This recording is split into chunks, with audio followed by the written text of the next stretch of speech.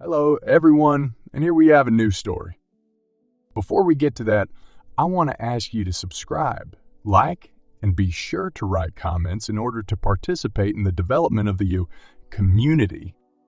Write how to improve my community, current topics and the stories you are interested in, and much more. I read and listen to all the comments. People write me stories by mail from different countries. There are problems with translation. I apologize for this. I will work on it and try to fix these errors. I want to thank everyone for their support and the people who wrote to me by mail. Broadcast news stories. New videos on my channel are published once every 2 days at 7 p.m. Don't forget to put a bell in order not to miss new videos. And now let's go. Hello, I want to tell you my story. I found out about all my wife's infidelities 3 days ago. Before that, I trusted my wife. A person believes in what he wants to believe. I didn't know any of my wife's lovers. In general, I am 28 years old. My wife is 24 years old. We met 4 years ago. She came on vacation from university for 1 month. When we met, she was already in a relationship with a guy. This is the #1 warning sign. We had sex on the first date on her initiative. This is alarm sign number 2. But then I didn't pay attention to it, because I thought there was nothing wrong with that, since she came for a short period and there was no time for a candy. Bouquet period. Bouquet period. At the beginning of our relationship, I wasn't unfaithful. I thought she would cheat on me, because she and I had to break up for 3 months. But she swore to me that she would be faithful. I believed her and decided to wait. As soon as she returned to the university, she immediately went on a date with one guy. She just went to a cafe with him. But that same evening, she had sex with another guy. Why did you do that? She replied that she could not restrain herself. She needs sex physiologically. Well, okay, let's take it in order. When she returned, I didn't know anything about the betrayal. I behaved like a horned deer. I courted her and complimented her. In general, I showed care and love. We lived for 2 months and conceived a child. Initially, my girlfriend wanted to have an abortion, but our relatives dissuaded her. After a while, she returned to the university, and I moved to the city closer to her. For 7 months, we went to each other for the weekend. Then, she went on academic leave and we moved back to our hometown. After a while, she gave birth to a child. 7 months after arriving in her hometown, she cheated on me again. This was the second time. She had sex with her ex-boyfriend. 3 months later, she cheated on me for the 3rd time. She had sex with this man for about 6 months. At the same time, she left for a week to receive a diploma. And there she cheated on me again. It was the same guy she cheated on me with at the beginning of our relationship. After a while, my wife's 3rd lover flew to another country. But that didn't stop my wife.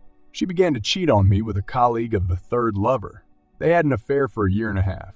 She made appointments with him once a month, but this is not the end. At the same time, she cheated on me with her classmate. In total, my wife had 6 lovers in 4 years. Of these, 4 are disposable and 2 are permanent. Recently, I caught her with a guy. She cheated on me for a 1.5 years with him.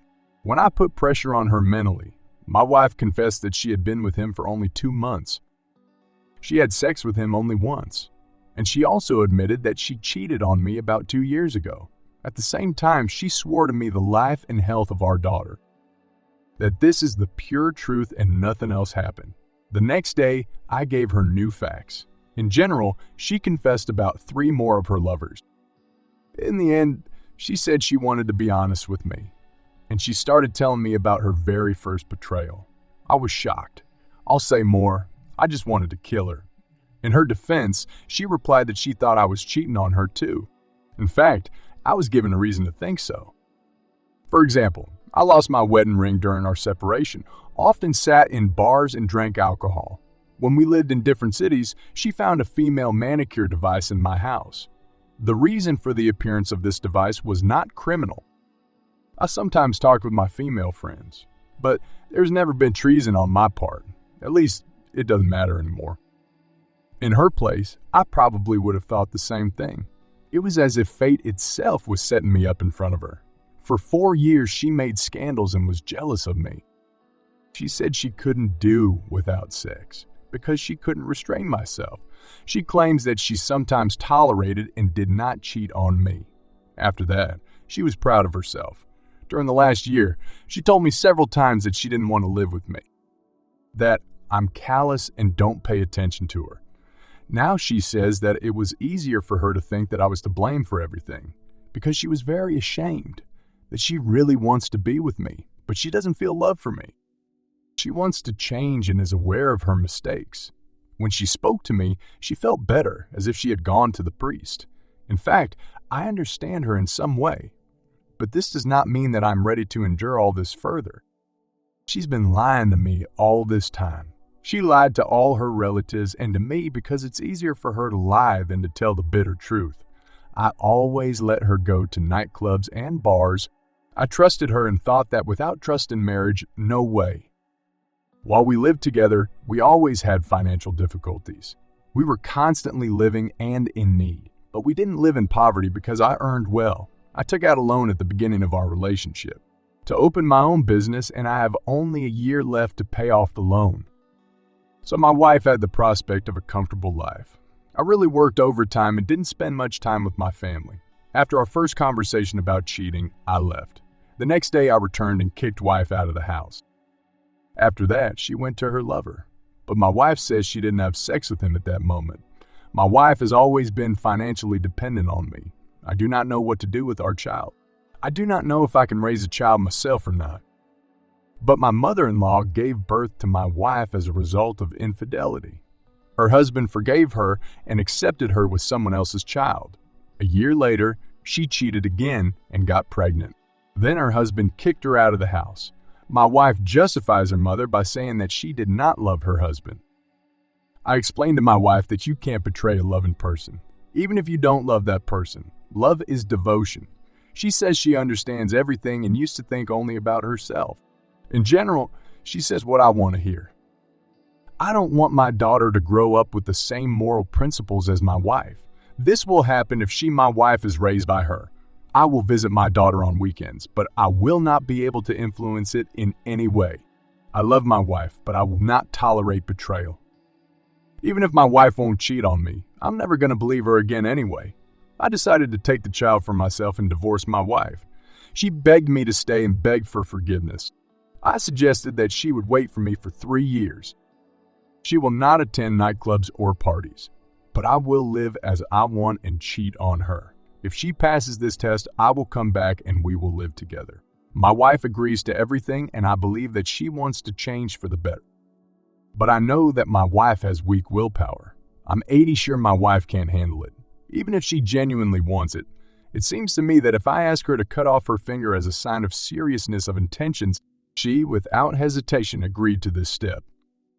Of course, I'm not going to do that. In my opinion, marriage is for 30 or 50 years until death. I'm not sure that she will survive this period. That's why I hired a lawyer and will still take my daughter and raise her alone. At the moment, I live alone and am waiting for a court decision. According to my lawyer, the court's decision will be in my favor. So I'm excited and getting ready to become a single dad.